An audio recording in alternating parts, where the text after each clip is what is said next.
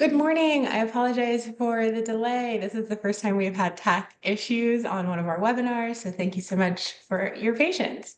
My name is Rebecca, and I'm the Communications and Program Manager here for the Elections Group. For those of you who are joining us for the first time, the Elections Group partners with state and local election officials. We help implement new programs and improve processes for voters and stakeholders alike. We are a team of election experts supporting election professionals through collaboration, leadership, and elevating best practices. We have also all worked in election offices, so we know firsthand the challenges faced by election officials, and we use our real world experience to help you all solve those challenges. Today, I'm so excited. We are going to be talking about special voting populations, specifically confined voters. In the United States, voting access for people who are currently serving time for criminal convictions varies depending on the state. Please keep this in mind during today's conversation. There are state-by-state rules and even policies about voting during or after a criminal conviction, and these policies and procedures that we discuss today may or may not be applicable to your specific state or even jurisdiction.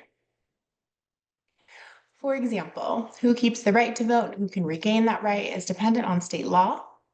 NCSL, or the National Conference of State Legislatures, discusses this more in depth in their brief that discusses voting rights for this special population. Some highlights from the report. 1. In the District of Columbia, Maine, and Vermont, people who are convicted of felonies never lose their right to vote, even while they are incarcerated. 2. In 23 states, they lose their voting rights only while incarcerated and receive automatic restoration upon release. 3. In 15 states, folks lose their voting rights during incarceration and for a period of time afterwards, typically while on parole and/or probation. Voting rights are automatically restored after this time period. Outstanding fines, fees, or restitution may have to be settled before their rights are restored. And finally, in 10 states, folks lose their voting rights indefinitely for some crimes or require a governor's pardon for voting rights to be restored. They may face an additional waiting period after completion of a sentence, usually including parole or probation, or require additional action before their voting rights can be restored. We will share this explainer and additional information from vote.gov and the Department of Justice with our listeners today.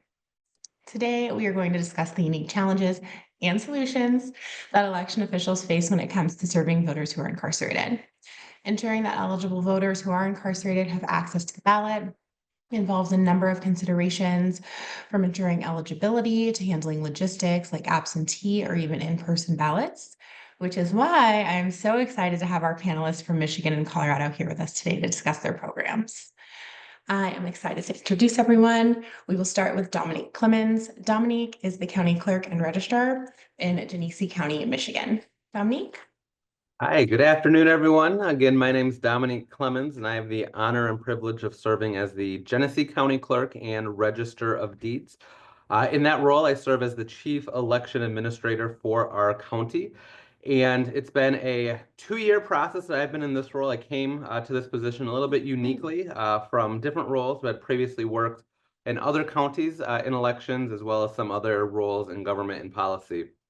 In being the Genesee County Clerk, one of the things I really do like to point out is that I am the first African-American serving in this position in our county's history, as well as the youngest county clerk elected currently in our state, as well as the first openly LGBT clerk in our state.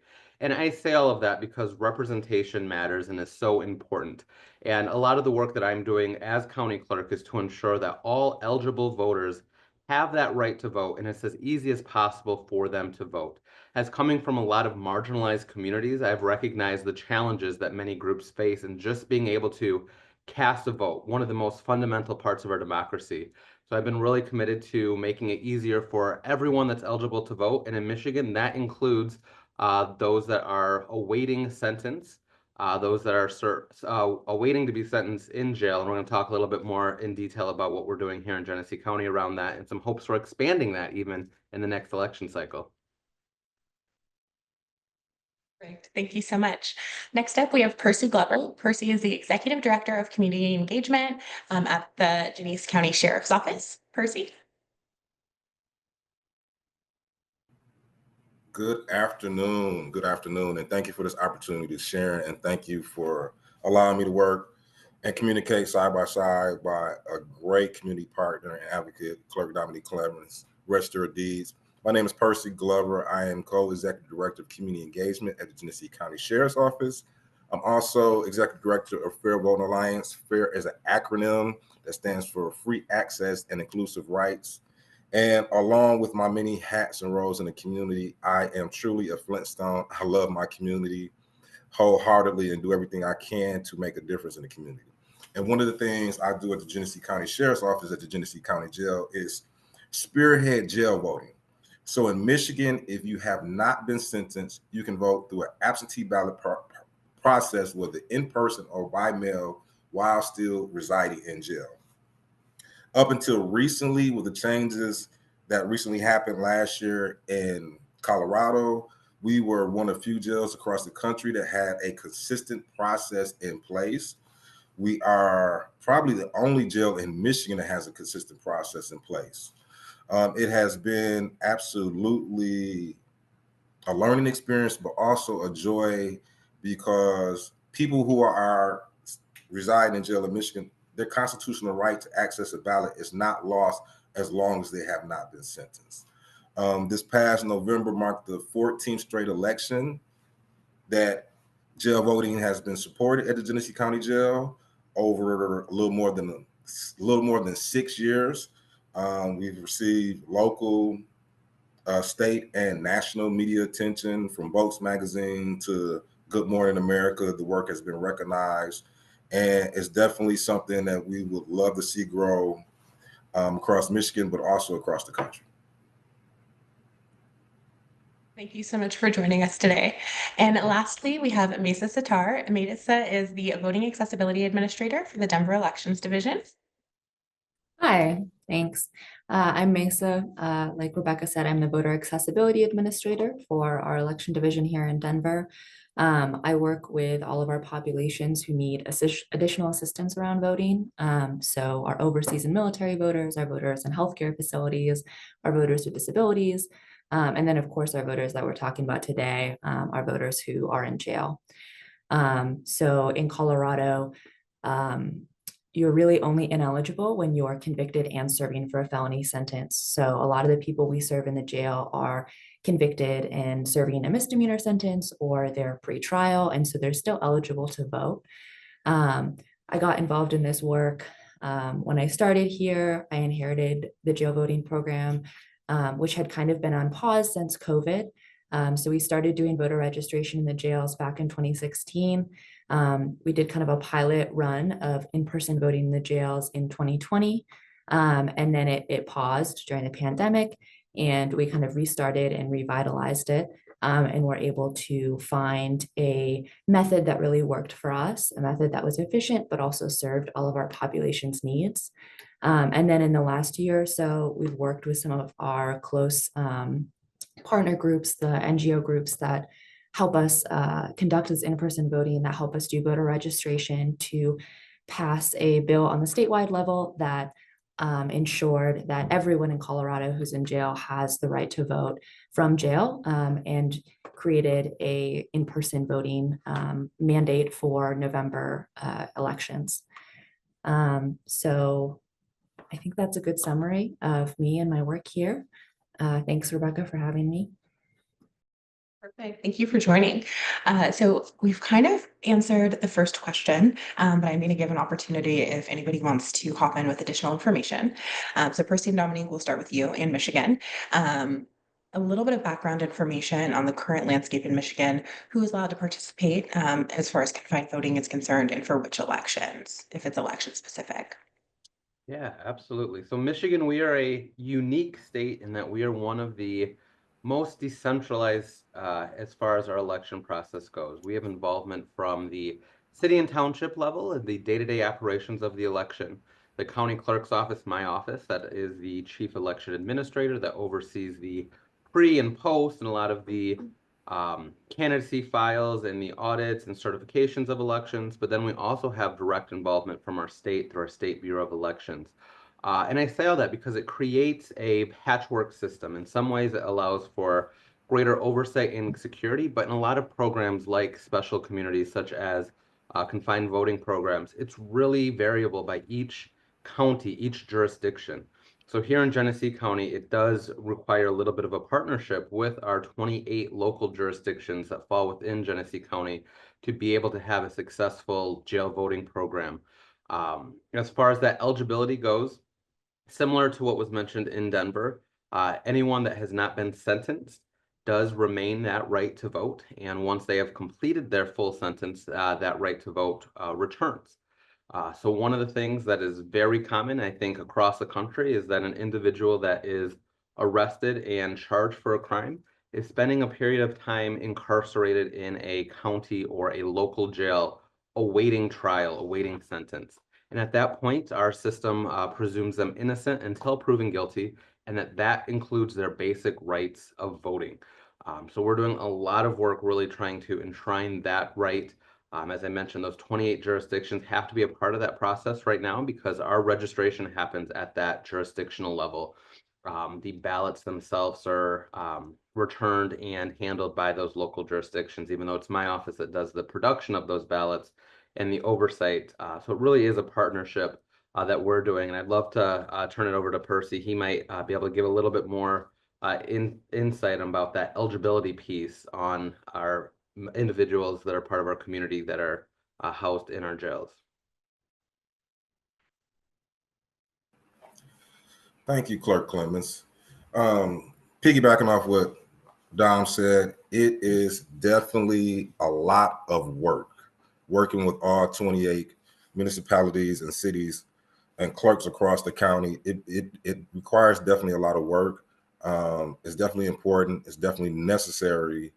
And it's definitely meaningful because no one should lose access to a ballot because, again, the constitutional right is not lost as long as you've not been sentenced. But it's definitely, when you look at having to communicate as effectively as possible with the city of Flint, Flint Township, Mount Morris Township, et cetera, et cetera. We're talking about 28 counties. And if you look at some counties across Michigan that are larger, whether you're talking about Kent or Wayne, that has double and triple the clerks across those counties, it becomes almost impossible for jail voting to happen at a Wayne County or Kent County because there's just so many independent clerk offices across those counties, which I would love to see something change in legislation where this would come down from the state and even potentially, and I may be, this may be a little bit of wishful thinking on my part, but even maybe federally that we see, jail voting supported and activated across jails across the country. But definitely it can be a lot of work, but definitely necessary and needed because, again, the constitutional right has not been lost. And when you look at it, people always look at some misconceptions. One misconception that is very broad and consistent is that people in jail will vote because out of pure boredom or because nothing else to do. Absolutely the opposite. People in jail for the same reasons that people in the community don't vote, whether it's mistrust, distrust of the system, whether they believe their vote won't matter or won't count, or because they don't know who's on the ballot or understand what's actually on the ballot. And many more reasons are the same reasons why people confined in the jail won't vote. So really it boils down to really education for all of us. Again, when I started when I grabbed the reins to this, as a person who spent 11 years in prison himself, I didn't even realize a person could vote in jail for Michigan. This was all brand new to me. So I didn't, even as a formerly incarcerated person, I didn't understand that. So the big piece for everyone across the board systemically around this specific topic is primarily education. I'm excited that you brought that up kind of in the intro because we are going to talk about that a little bit later. And the program that you spearheaded out in Michigan is a really great example of that. And then Maysa, you talked about this a little bit in your introduction, but do you have anything that you want to add about the state landscape in Colorado? Sure. Yeah, it's relatively similar to Michigan. I would say the key difference is that in Colorado, you can still vote while you're serving time for a misdemeanor sentence. Other than that, like Dominique and Percy both said, it creates a lot of these borderline situations where someone has been convicted but not sentenced. Perhaps they're on parole and they're awaiting potential parole revocation, at which point they're still eligible. I think, to Percy's point, also one of the biggest challenges we see, one of the biggest reasons people are afraid to participate is that fear that they're, accidentally going to vote or register when they're ineligible. So we get a lot of people who are worried because it is a class 5 felony to knowingly vote if you're ineligible to vote in Colorado. And of course, people don't want to get another felony on top of what else they might already be facing. So we get a lot of people who are very hesitant as a result of that. I think that's what, some of this recent legislation in Colorado has really helped is that, sheriff's office, local sheriff's office, and local clerks in Colorado. And Colorado is more on a county level, so we don't have that same issue of having 1,500 clerks across the state. We only have 64, so it becomes a little bit easier to navigate when each county has usually 1 to 2 jails total. But that bill did require that people in jail are provided information on when they're eligible and how they can register to vote. So that clears that up for them a little bit.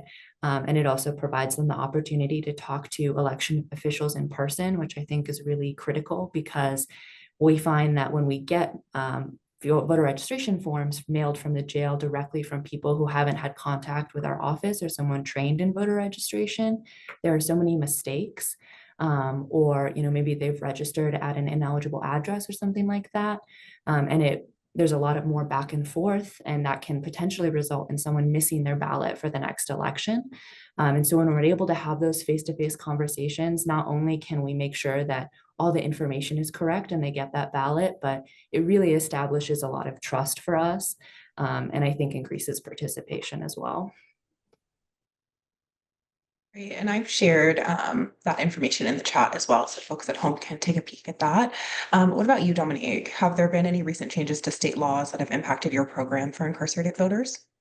Absolutely, and I think we're actually seeing some potential progress because of law change. And the law change hasn't been specifically around confined voting programs. But previously to this election cycle, the state of Michigan, you could vote in person on election day, or you could vote by mail. So which left for an incarcerated population that you were voting by mail. And we were running vote by mail programs in our jail where we would have the residents of our jail fill out their ballot, cast their ballots, and folks like Percy being deputized by the clerk's office to handle those ballots and return them back. This year with this election, the voters of the state of Michigan enacted new policy to create 9 days of early voting. And where we see some opportunities in that early vote process is that 9 days of early voting, there's a lot of options. There are options for each of the jurisdictions in the state, the 28 in Genesee County, to run their own early voting site for their residents. But this is the first system where it allows there to be some county-wide action and running of elections. So the county can make partnerships with the local jurisdictions to run a county-wide early voting site. In Genesee County this year, we did not run a county-wide early voting site just because of the logistical challenges of it being the first year up. But in having conversations with our sheriff's department and some of our local clerks, one of the things that we're exploring is using this new law around 9 days of early voting because we can have now a county-wide site to have the county-wide early voting site within our county jail to not only give those residents of the jail the opportunity to vote, but have them the opportunity to vote just like they would if they were not incarcerated, having the ability to fill out their ballot and see that ballot themselves go into the voting machine and seeing their vote being cast. One of my hopes is that we can build a program where we will be able to potentially even train some of the staff as well as some of those that are incarcerated to serve as poll workers in this early voting site. That is something we still have to work and get some state approval on, but the new law allows us to do things like that. The other thing with what the current laws allow around visitors in the jail and different programs, Percy's done a great job at not only just making sure that the residents of our jail can cast a vote, but they're able to cast an informed vote. by having candidate forums in the jail for those residents of the jail to directly hear from candidates about the policies that they want to put in place that will affect their lives both while incarcerated as well as when they return as a returning citizen. Perfect. Thank you. That actually leads into our next kind of cluster of questions. So I'm going to skip around a little bit so we can talk a little bit more about that program. So Percy, this I guess is for you first. Can you explain the process that you use to inform and educate folks who are incarcerated about their eligibility to vote and the registration process? Yeah, so I'm gonna pick up where Clerk Clemons stopped, and I'll start with the candidate forum piece. So roughly about 4 years ago, I was just kind of just brainstorming on, okay, how can I better support our eligible voters in the jail? And I said, well, from an education standpoint, what's better than actually being able to talk to people? You know, so we had the first candidate forum where it was a city council candidate forum. And there were roughly about 20, I believe 26 or 27 candidates at that time, and we had 24 in attendance.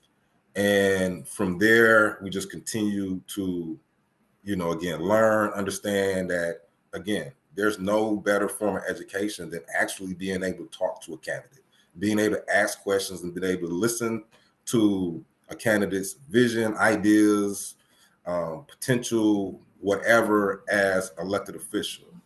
We've had candidates across Congress, Senate, mayoral elections, broadly, that, again, it's the best education.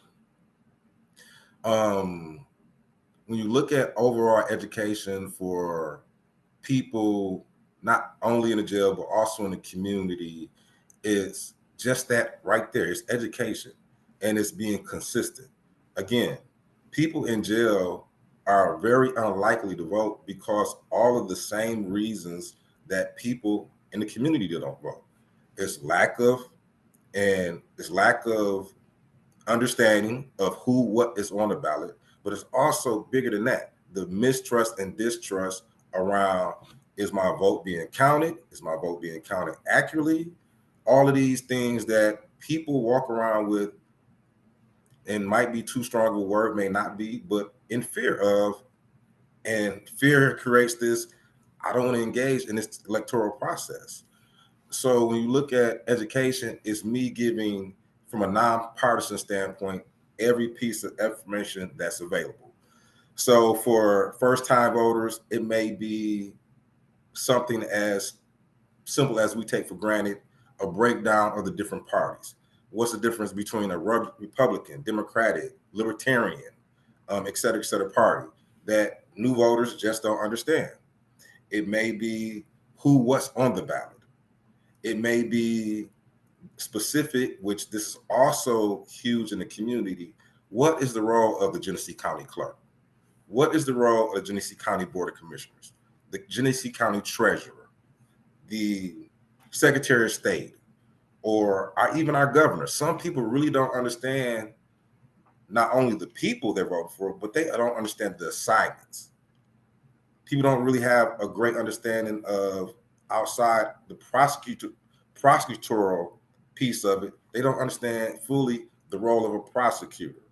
So it's also really helping people dig deep into the assignments and what the assignments entails as elected officials. So when I say the education piece is broadly, is really contingent on the individual and what their understanding is, but then making everything afforded to everyone as potential voters. Thank you. Dominique, is there anything that you'd like to add?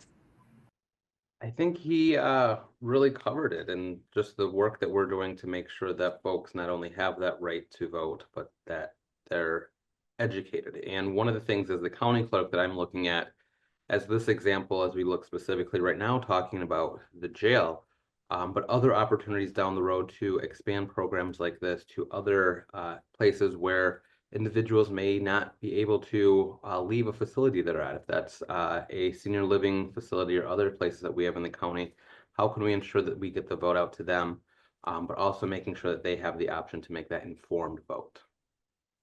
And Rebecca, if I could also share something that Clerk Clemons just struck up. You know, when you look at people in jail, but you also, like Clerk Clemons said, when you look at our elderly in nursing homes, when you look at people in hospitals, when you look at the homeless, displaced population, when you look at people on probation, parole, when you look at people or young people in high school, colleges, universities, all of these things are pretty similar to people in jail and also missing the same structure to be supported as voters. So it's not just, you know, the need for supporting people in jails better, but again, elderly in nursing homes, people in hospitals, our homeless population, displaced population, people on probation, parole. There are so many other groups that need the same type of support around election information and education. I think that's a really great point. And a lot of the programs and a lot of the ideas that we have for one population can work really well for another one and another one and another one. So sometimes it's quite simple to just copy paste and change a few things. So I think that's important for folks who are listening. It doesn't have to be this big daunting task. Maysa, what about you? Can you explain the process a little bit in Colorado, how you inform and educate voters there? Yeah, absolutely. So we do monthly voter registration in our jail facilities, a little bit more frequently during our heavier election cycle years and a little bit less during our slower election cycles. But that really allows that face time. We can explain eligibility to people. There's really high turnover in the jails. And so it's great to be able to go in frequently. It provides us with a ton of new faces each time, and yet each time there's still someone there from last time who can kind of say to other people, hey, I've talked to these people before, like, you know, you can trust them. And so that is really beneficial for us. Some of the other kind of civic engagement things we focused on, last year we did an I voted sticker competition in the jail, so that we could help everyone participate, even if they were ineligible to vote. They got the chance to create and design their own I voted sticker. That really got a lot of people excited. And those stickers were available at all of our public voter service and polling centers in the fall. Colorado is a predominantly vote by mail state. And so we've tried to provide that option to our voters in jail as well. And we found that they also like to partake in that and take a few days to think about their vote before returning their ballot. Another civic engagement thing that one of our NGOs has really headed up, the Colorado Criminal Justice Reform Coalition. They have worked with us to create a Mile High civic engagement program that was launched last year, where we go into the jail and kind of explain how a lot of the civic processes work, you know, elected officials, what are those roles? How can you become involved in the process? How can you contact your elected official? How can you register to vote? Some of just those principles that people are really interested in hearing about, kind of as Percy mentioned. And then I think the thing that we've tried to focus around our elections in terms of civic engagement is how we can get some of that information into those voters so that they feel informed. It's difficult as a clerk's office because, of course, we're nonpartisan and unbiased, so we would never distribute candidate materials for any particular candidate. But one thing we were able to facilitate was providing some public footage of publicly hosted debates, especially for our municipal elections that our office hosted. And then a lot of our NGOs also provide candidate materials. Once candidates found on the local level, at least, that you know, people in jail were voting, there were a few municipal candidates who decided to visit some of the Denver jails, but we really haven't gotten to do some of those great candidate forums that you guys have been able to do in Genesee, which sound like a great idea. So that's kind of how we've been able to engage that population. Written into this most recent bill is a requirement that information on candidates or statewide issues be provided or allowed into the jail for people who are interested in it, which is something that not all counties had permitted before. And so I think that opens up the ability for other groups to provide that information to our voters in jail so that they have those same opportunities. Great, thank you so much for sharing. I want to pivot a little bit with the time that we have left. I want to talk a little bit about security and voter privacy. How do you all maintain the security and confidentiality of the absentee ballots or even the in-person ballots, I guess now, when they're being sent to and from the correctional facilities? And whoever would like to start. So for us, it's just the same as handling any other ballot, but in fact, there might even be a little bit of additional security in some cases. So when a typical voter casts a vote by mail ballot, they are filling out that ballot. They have to sign the envelope and they're going to drop it into a mailbox, just the typical mailbox or the election drop box. For those that are in our jail that are choosing to vote via mail, the vast majority are residents of the city of Flint. And that's where one of the spots where this program gets really unique. And that Percy and other members of the staff there are deputized as deputy clerks.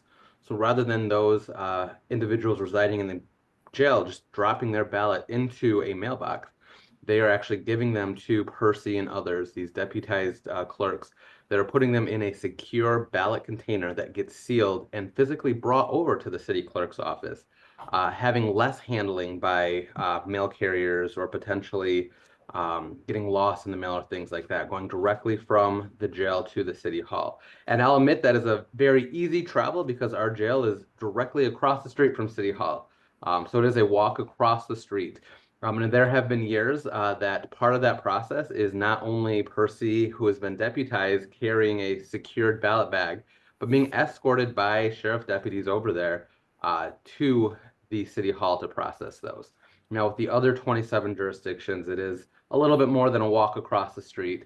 So that's where those partnerships come in. In some cases, clerks can come in and pick up those ballots. There have been cases where we've had to ourselves put them in the mail, or Percy's been deputized in some other places as well that can drive and drop them off.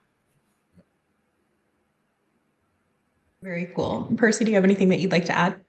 So one thing I would share, and I would be really remiss if I didn't share, the impact for what this does for a person internally as they see themselves transitioning from the jail and identifying their own individual success. You know, Sheriff Swanson has been great at allowing video and images of participants as they participated in whatever educational service or graduations, but also in the electoral process. And we've had a few participants in the jail be interviewed by news outlets to talk about what does it mean to vote while being in jail. And we had one person who was subsequently sent off to prison for a few years, Tia Gaines, that talked about the importance of voting. And she shared this with I believe it was Fox News, if I'm not mistaken. But she shared the impact that even though she had the opportunity to vote and she potentially was going to prison, how important it was for her community and the family and friends that were still in the community, and how her vote impacted all of those that were still in the community. And it was bigger than just her, but it also, you could see and feel the energy as she started to develop and want something different outside of a jail present, but understood that life after this experience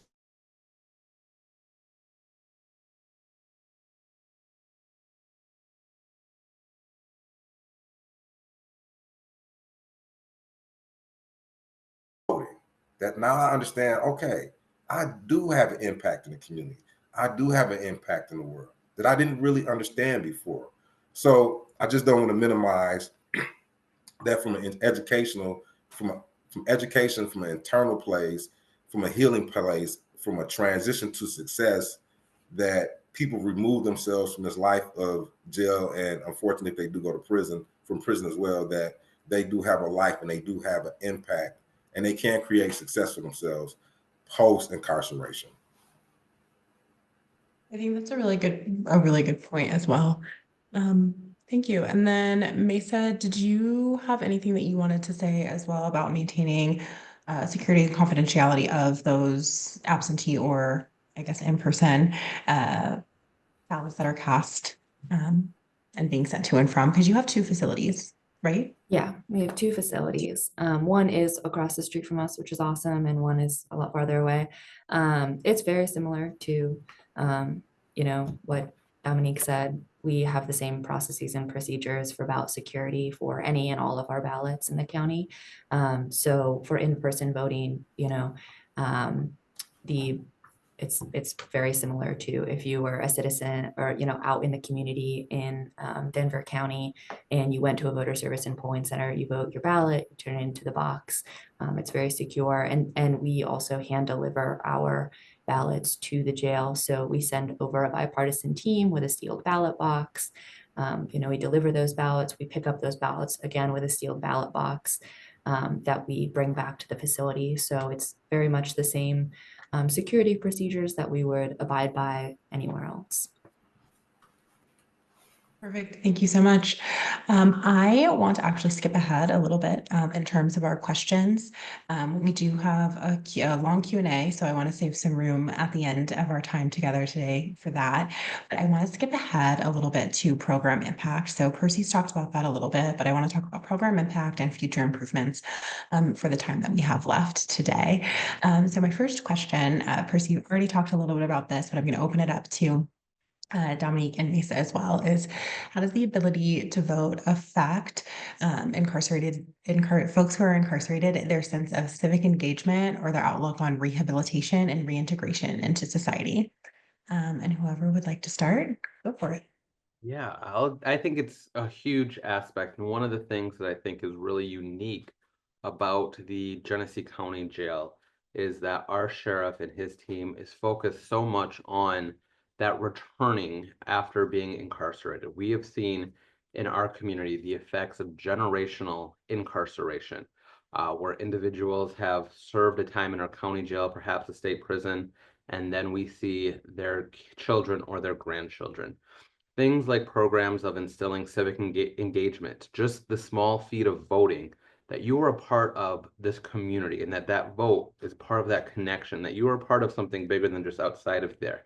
But in our jail, we are also doing educational programs. We have individuals that while they're incarcerated can get their GED or other certifications, that they can leave and have job programs. We are connected to organizations that will help find housing and support for our returning citizens.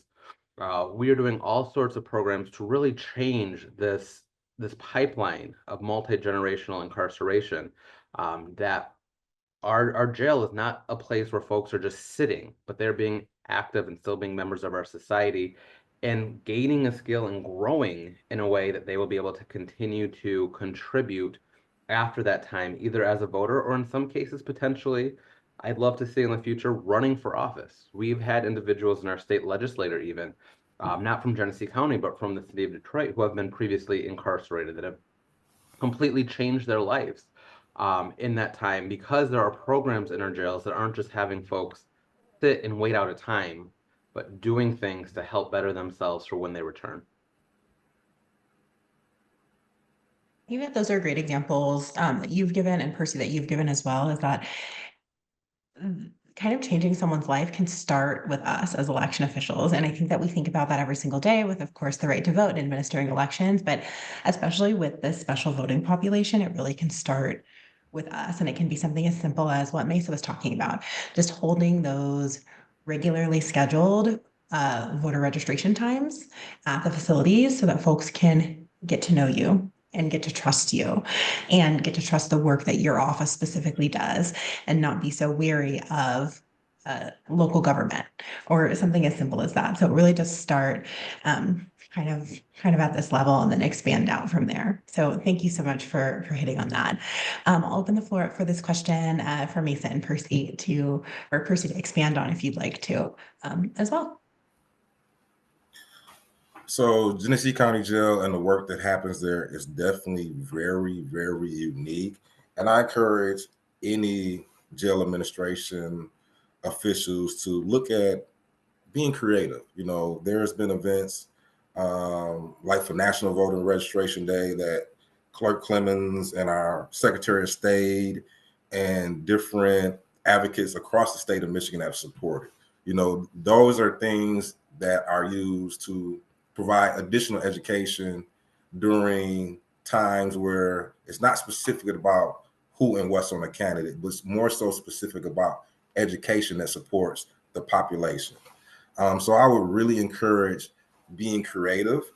Sheriffs across the country, they are in some pretty unique roles and capacities in regards to implementing new things specific for the population of people in jails that should be more specific to, like Clerk Clemons said, not returning to a jail.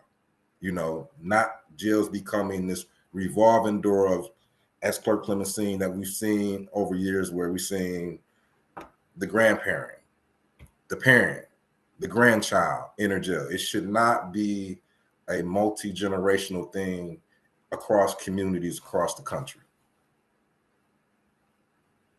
Great, thank you. Maysa, what about you? Yeah. So one of the things that I like to point to when people ask me about, what kind of impact this has, and one of the things that I think our local sheriff's department that we've worked closely with really understands is that, feeling like you're a part of the community and you're continuing to be a part of the community and continue to make those choices is critical to reintegrating into the community. So we know that people who, while they're incarcerated, maintain strong relationships with their family and friends, do better on the outside. They're more likely to get jobs. They're less likely to end up back in jail. And there was a recent study a few years ago by the Sentencing Project that demonstrated that people who do not lose the right to vote while they're serving time for a felony or have lower rates of recidivism. So in reality, this is a public safety component, making sure that people have the right to vote and that they feel that they can participate in those big decisions, which are impacting them. They're impacting their families. People incarcerated still have children who are going to schools and are subject to the school boards. They may have property on the outside. They may pay taxes, right? So they're still very involved in the community. And it's important to be able to make those choices. I think one of the other components is that, especially for the populations that we're serving and providing, ballots to, they're still eligible, right? Most of those people have not been convicted of a crime yet. They're still innocent until proven guilty. I think the scope of the problem is one of the big things that I like to point out as well. There's about 430,000 people across the country who are sitting in jail pre-trial. And a majority of those people are there because they don't have the money to pay bail or bond. And so in reality, I would say that this is a de facto poll tax. People are not being permitted to get access to the ballot box because they can't pay bail and get out and vote. One of the counter arguments people often make to me as well, in Colorado, you can just request a mail ballot and get it to the jail. But that's incredibly difficult because the jail mailing process is a lot slower. People don't have access to the internet to get a ballot. People may not have access to their ID. People are in jail and moving around a lot. So there are all these challenges that make it really difficult to vote from jail. And so I would say that providing voter registration, providing ballots in the jail is really just, allowing eligible voters to vote and creating a system that helps people reintegrate and helps people continue to feel part of their community while they're away for a time period. And Rebecca, one thing that Maysa said that wasn't shared directly is that for people, even in states where you cannot vote as a convicted felon, with a large number of people in there for pretrial services as non-formally convicted people, should be allowed to be able to access a ballot. So for example, if Percy Glover comes into a jail in a state where I can't vote as a convicted felon, or I can't vote because they don't have a jail voting process, but I don't have a history of convictions, and this is my first offense going through a pretrial service, I still should be allowed to vote while I'm in jail because I don't have a history. I'm not been convicted. I'm there for pretrial services. So we need to look at things broadly and look at the scope of people who are in jail that a lot of times also through the pretrial services get found not guilty also. Thank you for sharing. I think that there are so many different situations that we don't necessarily always think about. So this has been really illuminating. I have one more question that I want to ask you before we get to the Q&A, and I know we're running a little bit tight on time, but future improvements. I've been so impressed with all of y'all's programs, especially when it comes to partnerships, especially Percy, you and Dominique work very well together. And I was very impressed with your program. And Maysa, you work very, very well with the officials in the community that you serve in Denver and the city and county of Denver. So I am curious to know is what can folks look forward to in the future with each of your programs in terms of collaboration or what you would like to see in a perfect world? Just we'll really quickly go through, and Maysa, I'll start with you this time. Yeah, so we are working on continuing our Mile High Civic Engagement Program along with our partner CCJRC, and hoping to expand that in the jails. Additionally, we're looking forward to our November election and continuing to refine and better our jail voting program every year. I will say, we're happy to talk to folks who are interested in starting up their own jail voting program. Talked to a lot of people around Colorado and in other areas of the country. So if anyone is ever interested in discussing that, I'm more than happy to talk or connect you with people I know around here. Thank you so much. Dominique, Percy? I think the biggest thing with all of this is that partnership and that collaboration. I'm really grateful that we have a sheriff's office that's committed to doing this work. We have colleagues of mine, other county clerks, that are trying to get into their county jails and trying to do programs like this, and have sheriffs that are completely unresponsive. We have sheriffs that, on their own believes that those that are residing in the jail should not be able to vote regardless of the situation, regardless of what the state law says. And on the flip side of that, I also know of some sheriffs who have been trying to have conversations with clerks and election officials who just are not interested in going into the jail for their own perceived safety, or because they have too much on their plate or too much to do. We all know in this profession as election officials and administrators that task list is ever growing, right? There's always a million things to do, and we are all underfunded and understaffed. But at the very end of it, we have a very basic duty to make sure that every eligible voter in our community has access to a ballot. And this is just part of those things that happen. So as far as the future goes in Genesee County, I am really hopeful that we can not only expand the work that we're doing here in Genesee County to include, as I mentioned earlier, in-person voting in our jail, but to also continue to be partners. I know Percy and his team are working with sheriffs across the state. I am working with clerks across the state to make sure that other counties and other communities know that this is an option. There are some folks that just don't know that they can do this. And those are the folks, that's the low-lying fruit. That's the folks that we can get to, or the folks that are trying and building these connections and relationships. It is, of course, much harder those that are digging their heels in and are resistant to this type of work happening. But there's a lot of growth that can happen, and we're really optimistic that we will be able to do that within the next couple of cycles here within our community and across the state. So piggybacking from both Clerk Clemons and Maysa, I would say definitely collaboration, but again, I cannot emphasize the importance of education. Over the last couple of years, I've talked to clerks broadly across Michigan who did not realize people from jails could vote. I've talked to sheriffs across Michigan that did not realize that people in jail could vote, along with community members. But if we have a number of clerks that don't understand all populations of voters in their community, then we have some very unanswered issues that we have to address. So not only collaboration, but also, again, education, but then also for moments of candidate forums and potential voters having accessibility to candidates, whether in a jail or in the community, has to also be pushed a lot more intensely. Thank and you like all. Maysa said, I'm sure I can speak for Clerk Clemons that we're always a speed dial, phone call, email away to support anybody across Michigan, across any other community across the country, whether it's about what we do, how we do it, about candidate forums or the jail voting process. We're always supportive. Thank you all so much. I know earlier I said that we were going to get to the Q&A and for folks to use the Q&A because we were going to have time to answer questions. And I am a liar who lies because we are already at time. So it is 11 a.m. Those of you who asked questions, I am going to make note of that and keep that and see if we can put you in contact with our panelists here today to help answer some of those questions. Melinda, you had quite a long question about logistics that I think we're going to route out to our experts. And Eric, your questions were great as well. So thank you so much for submitting those. And I'm so sorry that we ran out of time. I will get better at it, I promise. So thank you so much to everyone who joined us. Thank you so much to our incredible panel. This was a great discussion, and I know we only skimmed the surface when it comes to serving the special population.